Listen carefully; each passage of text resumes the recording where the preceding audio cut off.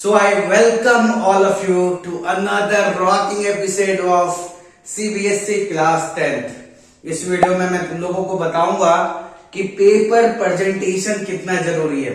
देखो, hand writing एक दूसरी चीज होती है और पेपर को प्रेजेंट करने का मतलब, अगर हम कोई डिश बनाते हैं, सपोज हम मैगी बना रहे हैं, मैगी को नॉर्मली ले जाके किसी को दे दोगे कुछ मजा नहीं आएगा। लेकिन कई बार क्या होती है, मैगी को देखते हो ऊपर से चीज की लेयर लगा देते हैं, धनिया की पत्ती दे देते हैं, कुछ कुछ चीजें उसमें लगा देते हैं, तो लगता है यार मैगी भी इतनी अच्छी हो सकती है। लाइक दैट पेपर में आपको यही करना है। आपकी राइटिंग अच्छी नहीं है, कोई बात नहीं, क्लास 10th में आके राइटिंग कोई भी अपनी सुधार नहीं सकता है, बेटर कोशिश कर सकते हो।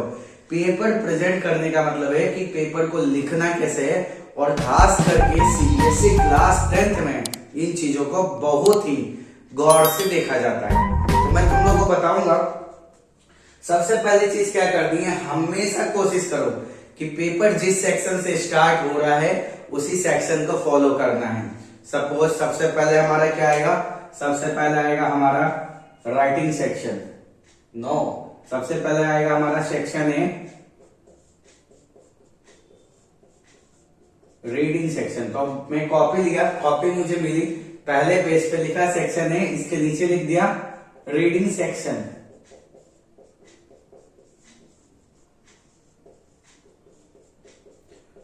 फिर इसको मैंने ब्रैकेट बंद किया और उसके बाद यहां से लिखना शुरू किया क्वेश्चन नंबर 1।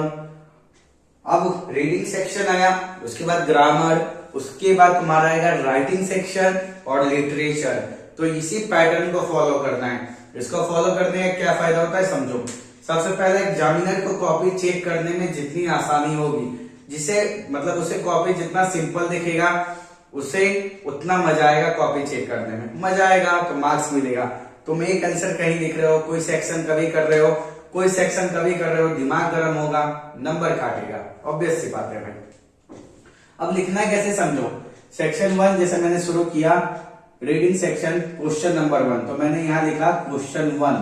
अब क्वेश्चन 1 का मैं पहला पार्ट कर रहा हूं, तो यहां मैंने लिखा फर्स्ट नंबर। अगर फर्स्ट का सपोज ऑप्शन ए है तो मैंने लिखा ऐसे ऑप्शन ए, और इसके आगे इसका जो भी आंसर था, सपोज इसका आंसर था राइट या WRO, एग्जाम्पल में बता रहा, तो ऐसे लिखना है।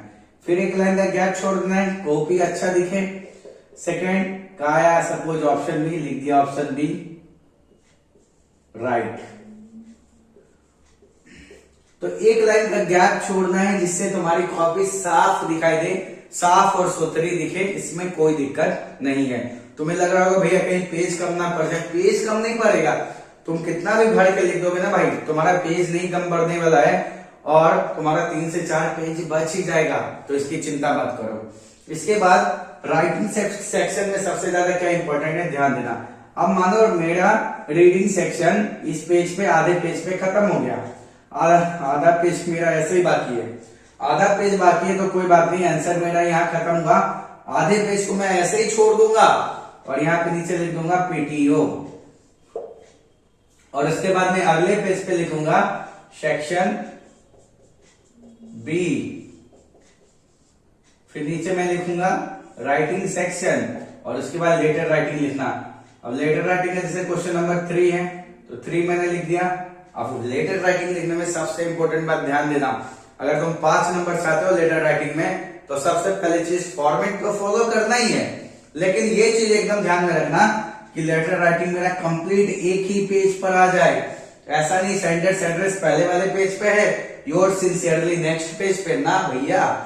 मतलब सेंटेंस एड्रेस भी इसी पेज पे आना चाहिए, बॉडी पार्ट भी इसी पे आना चाहिए, और लास्ट वाला पार्ट भी एक पेज पे आना चाहिए। इसको सबसे ज्यादा ध्यान देना, ठीक है। अब आता है लिटरेचर सेक्शन। लिटरेचर सेक्शन अगर तुम लिखना शुरू किए, मानो तुमने तो ऐसे लिख दिया सेक्शन बी लिटरेचर जो भी है, उसके बाद उसका क्वेश्चन नंबर मानो 6 है, तो 6 का फर्स्ट इसका आंसर लिखे तुम, ठीक। एरो लगाने से अच्छा है ANS लिख दो आंसर। पहला आंसर कंप्लीट हुआ, 1 से 2 लाइन का गैप छोड़ना है। फिर दूसरा क्वेश्चन, दूसरा का आंसर लिख रहे हो तो सेकेंड आंसर, ऐसे करके लिखना है। कॉपी जितनी क्लियर दिखेगी उतना ज्यादा मार्क्स मिलने का चांस है। तो प्रेजेंटेशन बहुत ज्यादा मायने रखता है, घबराना नहीं है। कॉपी मिलेगी, शुरू वाली सेक्शन को भरने में, मतलब जो अपनी डिटेल भरनी है आराम से भरना। टाइम मिलता है 15 मिनट पेपर पढ़ने का भी, अधिकतर बच्चे पढ़ते नहीं, ये गलती नहीं करना। उस 15 मिनट को यूटिलाइज करना, क्वेश्चन पढ़ना और सबसे पहले दिमाग लगाना कि भैया मेरा जो अनसीन पैसेज है उसमें डिफिकल्ट वर्ड कौन कौन से हैं, उसको अंडरलाइन करना पेंसिल से, पेन से नहीं पेंसिल से। और उसके बाद दोबारा जब उस सेक्शन को तुम पढ़ोगे, अनसीन पैसेज को पढ़ोगे तो चीजें आसानी से समझ में आएंगी, ठीक है। और अगर मानो कि तुम कॉपी में कर सकते हो, चाहो तो किसी वर्ड को अंडरलाइन करना आंसर शीट पे कर सकते हो, लेकिन मैं कहूंगा कि ऐसा मत करो, क्योंकि मानो कहीं और तुम इंपॉर्टेंट चीजें लिख रहे हो, उससे फोकस हटके अंडरलाइन वाली चीजों पर ज्यादा जाता है, तो कई बार अगर इसमें गलती करते हो तो सीधा पकड़ा जाते हो। नहीं तो लिटरेचर वगैरह चीजें होती है, लॉन्ग आंसर होता है, शुरू का लाइन समझ में आ गया, लास्ट वाला समझ में आ गया, मार्क्स मिल जाता है, मतलब पॉइंट टू पॉइंट लिखना। हाँ, अगर जैसे कोई क्वेश्चन है जिसका आंसर पॉइंट टू पॉइंट लिखना, तो पॉइंट बना के लिखना।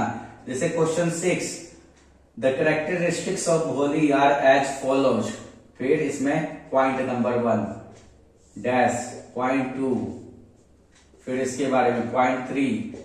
तो सपोज ये 3 मार्क्स का है तो 3 पॉइंट्स, 5 मार्क्स का है तो 5 पॉइंट्स। पॉइंट वाले आंसर हमेशा पॉइंट में लिखेंगे। तो अगर किसी प्रकार का और डाउट होगा तो तुम लोग कमेंट करके पूछ सकते हो, इंस्टाग्राम पे पूछ सकते हो। वीडियो पसंद आई होगी तो लाइक शेयर सब्सक्राइब करना। मिलते हैं नेक्स्ट वीडियो।